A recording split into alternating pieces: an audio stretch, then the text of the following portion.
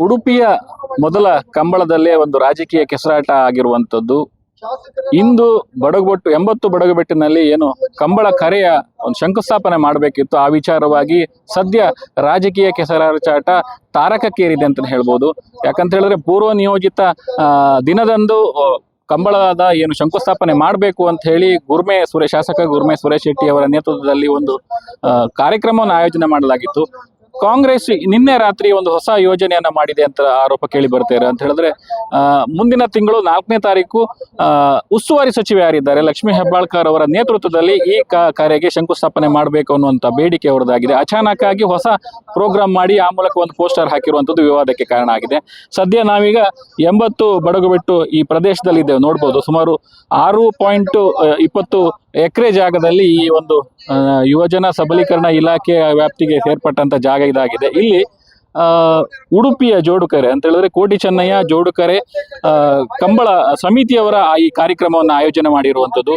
ಪ್ರತಿ ವಿಧಾನಸಭಾ ಕ್ಷೇತ್ರದಲ್ಲೂ ಕೂಡ ಹಾಗೆ ಕಂಬಳ ಆಯೋಜನೆ ಅಂತ ಬಂದಾಗ ಅಲ್ಲಿನ ಶಾಸಕರು ಯಾರಿರ್ತಾರೆ ಅದರ ಅಧ್ಯಕ್ಷರಾಗಿ ಮುಂದಾಳತ್ವವನ್ನು ವಹಿಸಿಕೊಳ್ಳುವಂಥದ್ದು ಒಂದು ಕರಾವಳಿಯ ಒಂದು ಪದ್ಧತಿ ಅಂತಾನೆ ಆಗಿದೆ. ಯಾಕಂತ ಹೇಳಿದ್ರೆ ಬಹಳಷ್ಟು ವಿಚಾರಗಳನ್ನ ಗಮನಿಸ್ತಾ ಹೋದ್ರು ಕೂಡ ಎಲ್ಲ ವಿಧಾನಸಭಾ ಕ್ಷೇತ್ರದಲ್ಲಿ ಈ ಕಂಬಳ ಏನು ಆಯೋಜನೆ ಆಗ್ತಾನೆ ಅದರ ಅಧ್ಯಕ್ಷತೆಯನ್ನ ಶಾಸಕರೇ ವಹಿಸಿರುವುದನ್ನು ಕಾಣಬಹುದು. ಅದೇ ರೀತಿ ಕಾಪು ಕ್ಷೇತ್ರಕ್ಕೆ ವ್ಯಾಪ್ತಿಗೆ ಒಳಪಟ್ಟಂತೆ ಈ 80 ಬಡಗುಬೆಟ್ಟಿನಲ್ಲಿ ಮುಂದೆ ನಡೆಯಲಿರುವಂತ ಕಂಬಳ ಉಡುಪಿ ಕಂಬಳಕ್ಕೂ ಕೂಡ ಕಂಬಳದ ಅಧ್ಯಕ್ಷತೆಯನ್ನ ಕಾಪು ವಿಧಾನಸಭಾ ಕ್ಷೇತ್ರದ ಅಧ್ಯಕ್ಷರಾಗಿರುವಂತ ಗುರ್ಮೆ ಸುರೇಶ್ ಶೆಟ್ಟಿ ಅವರು ವಹಿಸಿದ್ರು. ಈ ಕಾರ್ಯಕ್ರಮದ ಅಥವಾ ಈ ಶಂಕುಸ್ಥಾಪನೆ ಏನು ಕಂಬಳ ಸಮಿತಿ ಏನಿದೆ ಅದರ ಒಂದು ಮುಂದಾಳತ್ವವನ್ನು ಅವರು ವಹಿಸಿದ್ರು ಕೂಡ ಕಾಂಗ್ರೆಸ್ನ ಪ್ರಮುಖ ನಾಯಕರಿಗೂ ಕೂಡ ಇಲ್ಲಿ ಒಂದು ಆಹ್ವಾನವನ್ನು ನೀಡಿರುವುದು, ಅವರಿಗೂ ಕೂಡ ಒಂದು ರೀತಿ ಒಂದು ಗೌರವವನ್ನು ನೀಡಿ ಕಾರ್ಯಕ್ರಮಕ್ಕೆ ಆಹ್ವಾನಿಸುವುದನ್ನು ನಾವು ನೋಡ್ಬೋದು. ಆದ್ರೆ ನಿನ್ನೆ ತಡರಾತ್ರಿ ಒಂದು ಹೊಸ ಬೆಳವಣಿಗೆ ಆಗಿದೆ ಅನ್ನುವಂಥದ್ದು ಕೂಡ ಕೇಳಿ ಬಂದಿರುವಂಥದ್ದು. ಈ ಹಿನ್ನೆಲೆಯಲ್ಲಿ ಯಾವುದೇ ಗಲಾಟೆಗೆ ಆಸ್ಪದ ನೀಡಬಾರದು ಅಂತ ಪೊಲೀಸ್ ಇಲಾಖೆ ಕೂಡ ಇಲ್ಲಿ ಒಂದು ನಿಷೇಧಾಜ್ಞೆಯನ್ನು ಹೇರುವ ಮೂಲಕ ಒಂದು ವಿವಾದಕ್ಕೆ ಕಾರಣ ಆಗಿದೆ ಅಂತಾನೆ ಹೇಳ್ಬೋದು.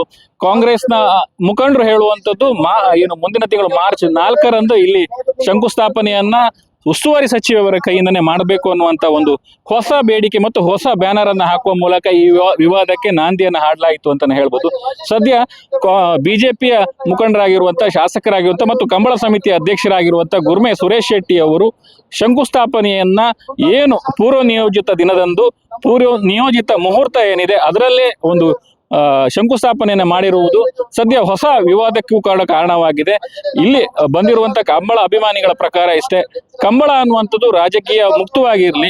ಕಂಬಳ ಅಂತ ಬಂದಾಗ ಎಲ್ಲ ಪಕ್ಷದವರು, ಎಲ್ಲ ಸಮುದಾಯದವರು, ಎಲ್ಲ ಧರ್ಮದವರು ಸೇರಿ ಕರಾವಳಿಯಲ್ಲಿ ಭಾಗವಹಿಸುವುದು ಸರ್ವಸಾಮಾನ್ಯ.